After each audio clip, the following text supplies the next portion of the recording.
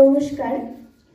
আজকে আমাদের ভারতের প্রাক্তন প্রধানমন্ত্রী অটল বিহারী বাজপেয়ী যে 102তম জন্মদিবস উপলক্ষে এই আয়োজন। আজকে আমি আমার লেখা একটি কবিতা এখানে পাঠ করব। অমর অটল। ভারত মায়ের এক অনন্য সন্তান, সর্বক্ষেত্রে যার শ্রেষ্ঠ অবদান। প্রণমী প্রাক্তন প্রধানমন্ত্রী ভারতরত্ন অটল বিহারী বাজপেয়ীজি। 1924-এ গোয়ালিয়রে সূর্যোদয়, 25 ডিসেম্বর সুশাসন দিবস হয়। রাষ্ট্রবিজ্ঞানী শিক্ষা লাভ, কলমে রাজনীতিতে বিচক্ষণতা, রাষ্ট্র ধর্ম পঞ্চজন্ম স্বদেশ পত্রিকায়।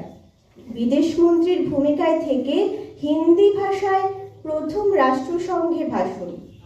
লোকসভার সদস্য থেকে তিনবার প্রধানমন্ত্রী পদে।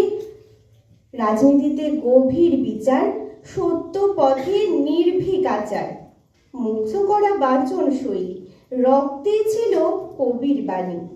সর্বশিক্ষা অভিযান, শহর গ্রামে রাস্তা তৈরি, পারমাণবিক পরীক্ষার শুরু, কার্গিল যুদ্ধে বিচক্ষণ রাষ্ট্রনায়ক।